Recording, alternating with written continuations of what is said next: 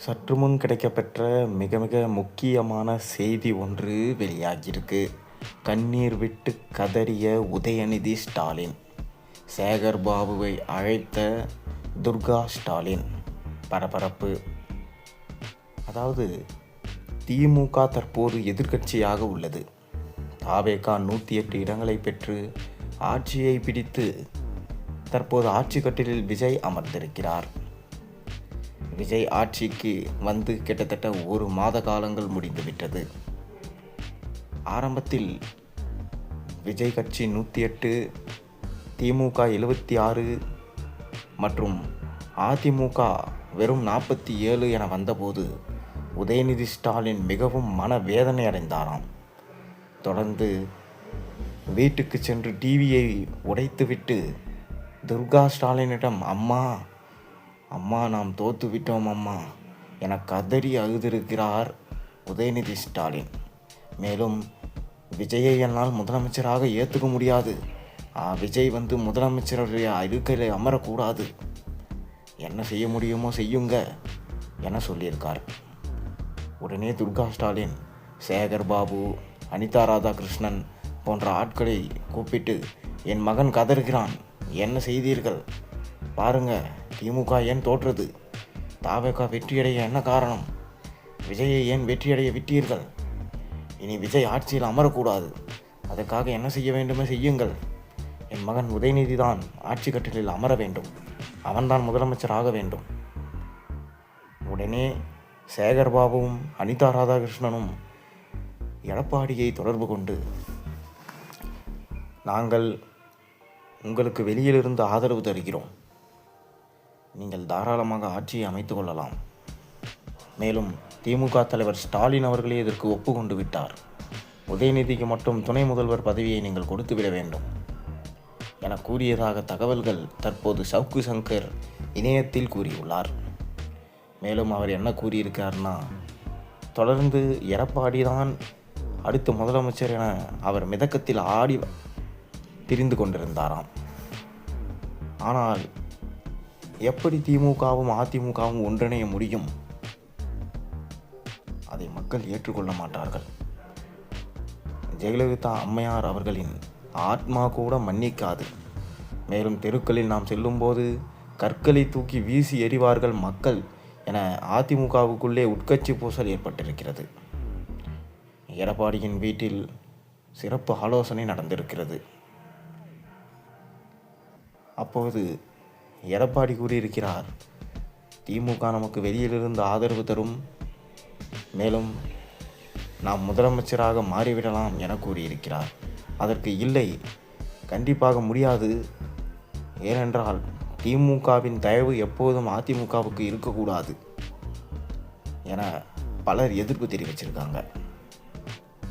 உடனே ஸ்டாலின் கொடுத்த யோசனை என்னவென்றால், நாம் ஏன் தலித் சமூகத்திலிருந்து வந்த திருமாவளவனை முதலமைச்சராக்கக்கூடாது, நமக்கு நற்பெயரும் கிடைக்கும் என முடிவு செய்து திருமாவளவனை முதலமைச்சர் ஆக்கலாம் என முடிவெடுக்கப்பட்டிருக்கிறது. ஆரம்பத்தில் எடப்பாடி முதலமைச்சர் ஆக்கலாம் என முடிவெடுத்த போது சிபிஎம், சிபிஐ மற்றும் ஐயுஎம்எல் போன்ற கட்சிகள் ஆதரவு தெரிவிக்கவில்லை.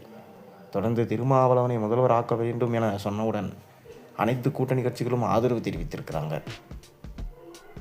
தொடர்ந்து எடப்பாடியின் வீட்டில் பரபரப்பாக கூட்டம் நடந்து கொண்டிருந்தது. அப்போது எடப்பாடியோ, என்ன மனசில் நினைத்து கொண்டு இருக்கிறீங்க, திருமாவளவனை முதலமைச்சர் ஆக்குவதா, என்ன தகுதி இருக்கிறது அவருக்கு, இதற்காக தான் இத்தனை ஆண்டுகாலம் நான் உழைத்தேனா, அதெல்லாம் நடக்காது, ஒன்று நான் முதலமைச்சர் ஆக வேண்டும், இல்லை என்றால் யாருமே முதலமைச்சர் ஆகக்கூடாது என்று கூறியிருக்கிறார். இதை கேட்டு கடுமையாக மன உளைச்சலுக்கு ஆளான அதிமுக நிர்வாகிகள் தொடர்ந்து எடப்பாடியிடம், நீங்கள் மட்டும் திமுக கூட கூட்டணி சேர்ந்து முதலமைச்சர் ஆகலான்னு நினைக்கலாமா, இது மட்டும் எந்த விதத்தில் நியாயம், இது துரோகம் இல்லையா, அம்மாவுக்கு செய்கிற துரோகம் தானே என விமர்சனம் செய்துவிட்டு கைகலப்பாக மாறியிருக்கிறது. உடனே அங்கிருந்து வெளியேறிய சிபி சண்முகம் தரப்பில் தஞ்சம் புகுந்த 30 எம்எல்ஏக்கள் தொடர்ந்து தாவேகாவுக்கு ஆதரவு தெரிவிக்கலாம் என கூறப்பட்டதாக செய்திகள் வெளியாகியிருக்கிறது. ஆரம்பத்தில் எடப்பாடிக்கு 25 அமைச்சர்கள் பதவி தருவதாக விஜய் அறிவித்திருந்தார். ஆனால் எடப்பாடி அதை செவிசாய்க்கவில்லை. அதைத் தொடர்ந்து CV சண்முகம் தரப்பிற்கு 15 MLAக்கள் தருவதாக விஜய் கூறியிருக்கிறார். மேலும் 30 MLAக்கள் ஆரம்பத்தில் விஜய் பக்கம் சாய்ந்திருக்கிறார்கள். தொடர்ந்து வாக்கெடுப்பின் போது 25 MLAக்கள் விஜய்க்கு சாதகமாக தங்களது வாக்குகளை செலுத்தினர். பிறகு 5 பேர் எடப்பாடியுடனே இணைந்து கொண்டனர்.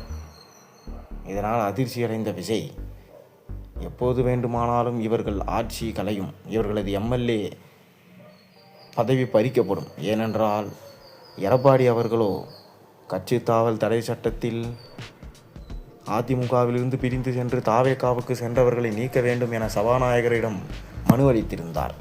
இதன் மூலமாக சுதாரித்து கொண்ட விஜய் தொடர்ந்து அவர்களுக்கு எவ்விதமான பதவிகளும் கொடுக்கப்படவில்லை. அதைத் தொடர்ந்து எடப்பாடியை, திருமாவளவனை முதலமைச்சர் ஆக்க வேண்டும் என்கின்ற திட்டம் தவிடுபடியானது.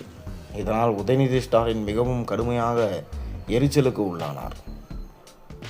இந்த விஜய் எப்படி ஆட்சி கட்டிலில் அமரலாம்? அவருக்கு என்ன தகுதி இருக்கிறது? அதுக்கு சவுக்கு சங்கரோ 1.5 கோடி பேர் ஓட்டு போட்டு விஜயை தேர்ந்தெடுத்திருக்காங்க.